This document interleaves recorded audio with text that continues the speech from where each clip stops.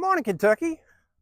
I'm here in my backyard in Bardstown, and this is our happy place. Even in the snow, it looks, I'll step back, and beautiful snow we ended up with this morning. I don't know if it was in the forecast, but we'll take it. This is our third snow of the year. Not much accumulation, inch or so. The last 2 weeks has been frigid cold, 18 degrees, nighttime temp. And then we had a break. A couple days, we actually got in the 50s. So I got all my garage plants out and let them get rained on, and then had to put them all back. And we tried the garden. We tried to keep our sugar snap peas are in the back. They're still growing. I don't know how. We covered them with frost cloth, our beets and all that, but we've just gave up. Our greenhouse is still going with lettuce, cabbage, and pak choy or bok choy, and 2 petunias. So it's a great time of the year. So we got a wind that just blew over my stand. Okay, let's try that again. Oh, darn.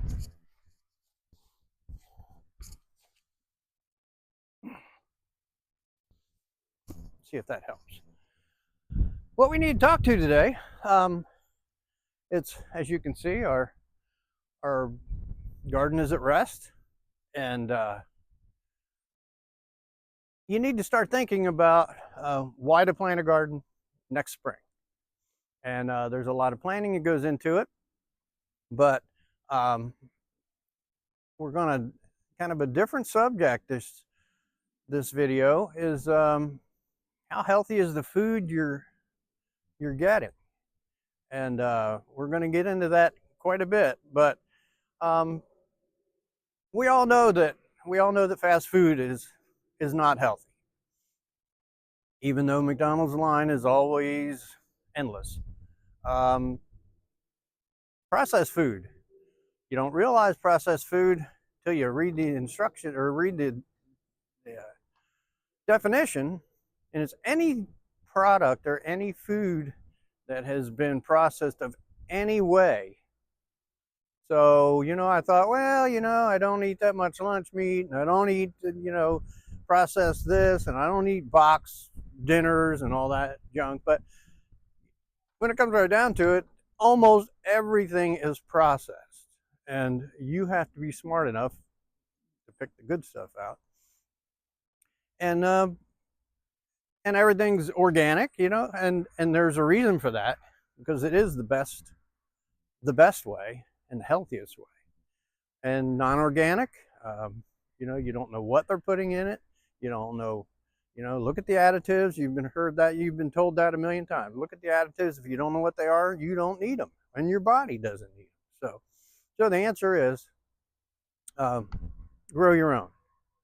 And there's a couple reasons to grow your own. One is it's great tasting food. Now, there's not a single person, unless there's that 1 in 100 that don't like tomatoes, that wintertime tomatoes just don't taste good. But a fresh tomato out of the garden is one of our happiest meals. I mean, to come out and take a tomato off the vine or off the plant and eat it right there. It's amazing how many things you can eat right off the garden, and no pesticides, no additives, no nothing, and your body's going to enjoy it. Your taste buds are going to enjoy it. So I think that's the number one reason. But and the second reason is safer food.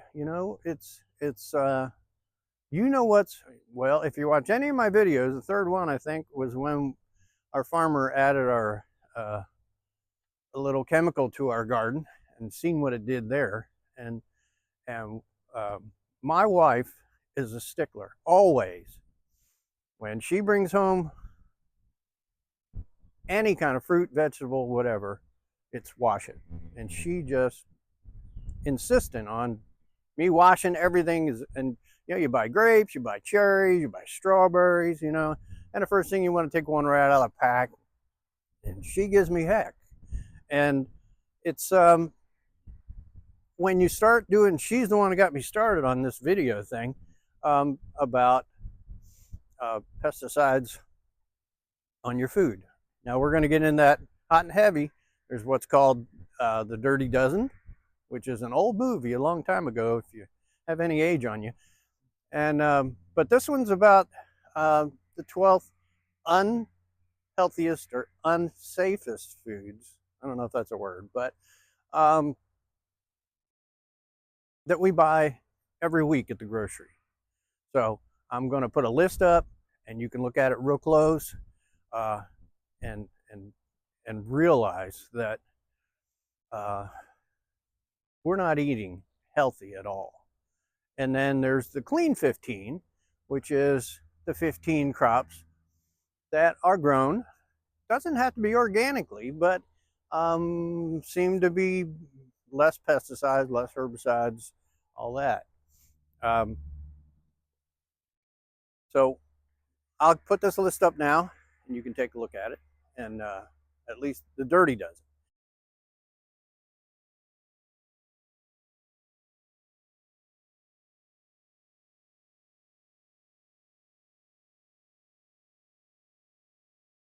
All right, we're back. The nutrients in food are so much healthier. What we don't realize is that most of our, I don't know if most of ours, but a large amount of our vegetables are grown hydroponically. So they're grown in total water, and fed nutrients and fed fertilizer, and never touch the ground. And if you are an avid gardener and know how important soil is, and the whole natural way that plants should grow, plants don't grow in water. Seaweed and about it, I think. But plants are made, they need the nutrients from the soil. So when you grow it in your own garden, and like we do with compost, everything's healthy, and the nutrient content is so much higher, and it's free for your taking. I mean, it's, if you want to get healthier, you got to eat more nutrients. So another reason is number 5 is less food waste. You don't realize, you go to the grocery and you buy a bag of oranges or a bag of apples or strawberries or anything, blueberries, comes with a package. It's got some kind of little box around it, some kind of little bag, and most of them are plastic. If you buy anything, vegetables, carrots, peas, beans, whatever, they come in a can, and then then you got a can that you got to get rid of. And around here they take aluminum, they don't take tin, so most of our cans are not recyclable here in this part of Kentucky. So much less waste, so much less litter, and less for the landfill. You go out, you take your bowl and you load it up, you take it in the house and you wash them all, and we still wash our own, and no waste. There's absolutely no waste. And what waste you do get, peels and that kind of stuff, goes in the compost, turns into soil, turns the whole thing over again. Less environmental impact is number 6, and it's it kind of speaks for itself. You're in your backyard doing your garden. You don't have huge tractors tilling up the soil, or planting no-till, whatever they do, and spraying, and then giant harvesters coming out. There's a lot of fuel goes into planting big fields of crops. And if you can do it here, We don't even use a rototiller. So we don't even use any gas other than our lawnmower. We don't use any gas. Uh, our weed eater's battery, everything else is battery. So, and number 7, sense of pride. For you to grow your own food in your backyard, put it on your table, feed your family, is a fantastic feeling. It's the idea that you can you can support your family. I mean, you can actually support your family in your backyard. From what we grow this year or last year, um, we have bought little or no vegetables or fruits, other than occasional apple. We did have apples on our tree, but our big trees, but uh, we cut them up and freeze them for pies later, or we dry them and eat them as a snack. So, but sense of pride to come out and, one thing my family does, and we've always done, when my mom and dad, my mom was a gardener, and she loved plants, and when we would visit from Ohio, there, the first thing we would do was walk around the yard, and she would show us. She's proud of her gardens, proud of her herb garden that we helped build, and she's showing us this plant and showing us this plant, and this one bloomed and that, and we do the same thing. When my kids come from Texas or come from Florida, they want to see the garden, so we walk around and this is new, we did this, and this worked, and this didn't work, and you should really and the cutest thing about that is that my grandson Noah, he was in our video about squash, and he's 10, and my daughter just told me he joined the garden club at his school in Florida, and that is what we need to do. We need to get our young kids into gardening, into healthy, not let's go to the grocery and buy as much junk food as we can get. It makes me feel good that we have some kind of impact on his love of the garden. Hopefully maybe he'll teach them. He's been working with us since he was 2, so it's fun to get your kids, get your family, get a project, come out, grow a garden where you're all happy. All you gotta do is plant cherry tomatoes or strawberries, and your kids will be hooked. And digging potatoes, it's the best. I mean, it's like treasure hunt. So, and so the 9th is save money. I showed you a picture of our freezer full, and it's still full, and we kept adding to it and adding to it, and we'll be able to go the whole winter and probably spring and maybe till harvest on what we grew last year. And we're still on 2023 tomatoes that we put up, but you freeze them right, they'll last forever. So, and so on that note, just think real seriously about planting a garden. It doesn't take much. I say a garden is never easy, but this kind of garden is pretty darn easy. You don't even have to have a boundary. Put cardboard down over your lawn, put compost on top of it, and plant in it. And not saying it'll be great the first year, but you never know. But it's worth a try. It's addicting.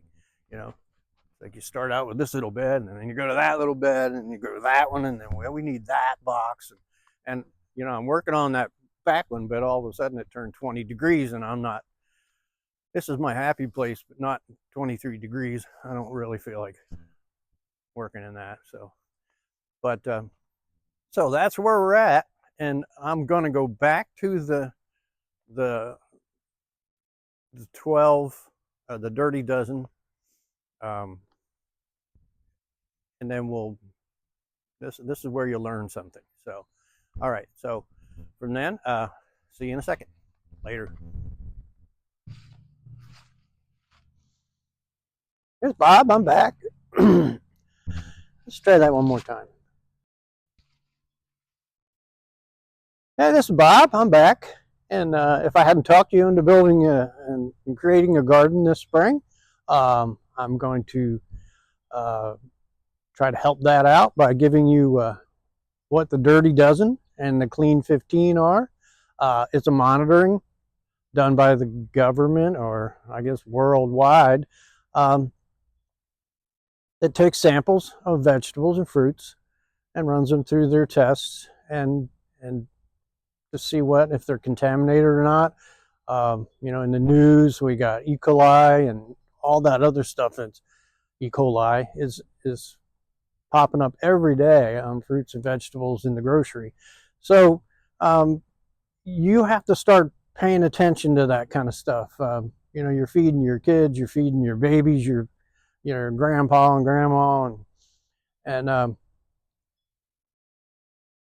we're just not used to thinking that way, because like number one is strawberries, and everybody loves a big juicy red strawberry, but when you think about it, if it's coming from who knows where and it's sprayed with who knows what, that beautiful strawberry is just not quite as beautiful. Number two is spinach. I would think that you take spinach as a leaf and you boil it down and make it into green slime. I love spinach, so, and you'd think it would kill everything, but number three is kale, collard, and mustard greens. Any of the greens, any of the lettuce, the leaves are porous, and I guess it holds the chemical better. Number four is grapes. I've read in the past that like strawberries, grapes, apples are sprayed 8 different times with who knows what to make them to maturity, so they look perfect to buy in the grocery store. Which I understand the farmer's view. I mean, we're trying to grow one little tree or 2 little trees of apples and we're having trouble, but if I had a whole orchard. But poisoning your customer is not always the best thing either. So the number 5 is peaches. It's all these beautiful fruits that are on this list. Pears. Number 7 is nectarines. Number 8 is naturally apples. Number 9 is bell and hot peppers. I can't imagine you'd have to spray anything on a bell and a hot pepper, because we've never had a pest bother ours at all. But number 10 is cherries. Number 11 breaks my heart. Blueberries, one of the most nutritious antioxidant fruits we have, and it made number 11. Number 12 is plain old green beans. And so, we all have our diet of green beans like a couple times a week. And so we have to start thinking that if you go through this whole list, and we grow 10 of the 12 in our garden, and ours are organic. We don't use pesticides. We don't use fertilizer. Everything's organic. That's the only other option you have in the grocery store, is to buy organic. Now, you have to weigh the difference. Is it worth an extra $1 or $2 to get organic? And you got to realize what the farmer goes through to get that organic, and what he has to go through to be registered organic.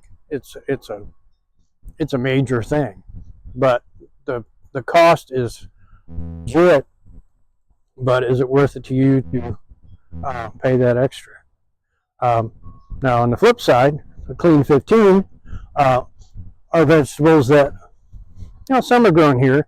Like avocados is number one, the cleanest fruit you can get. Number two is sweet corn, which makes me feel better. Number three, pineapple. Number four is onions. Number five is papaya. Number six is sweet peas. Number seven is asparagus. And I guess some of these crops just don't attract pests like magnets like some do. And they don't need to be sprayed. It says out of the 15 of the clean 15, 10 of them had no trace of any chemical on them. So that's what we need to go to. We need to get to that point. Number 8 is honeydew melon. Number 9 is a kiwi, which we have kiwis, but can't get them to bloom or fruit. Number 10 is cabbage, which kind of surprises me, but we have a tough time growing cabbage. And number 11 is mushrooms. Number 12 is mangoes. And number 13 is sweet potatoes. And number 14 is watermelon. And number 15 is carrots. So this is what we're aiming for. If you can actually start moving from the dirty dozen over to the clean 15, feeding your family, feeding yourself, to be healthier and safer. And and if this doesn't talk you into growing a garden, it should. And if you decide to, make it a family affair, make it a family project. It doesn't have to be big. It can be a couple 5-gallon buckets. Get the kids involved, get their hands dirty. They love that kind of stuff. Get your family involved, get them, even grandma and grandpas, if they can get out there, do a raised bed they can reach. It's so therapeutic for you to work in the garden. So, well, it's about the end of this one, and I just want to say it's been a pleasure all year to do these videos, and this will be the last one. This will be the last one of the year, and I just want to wish you a blessed Merry Christmas and a wonderful holiday, and we're going to be in a new year, and then spring is next. So think about it. Enjoy your family. Enjoy the season. Hopefully get some snow for Christmas, and we'll catch you soon. Later.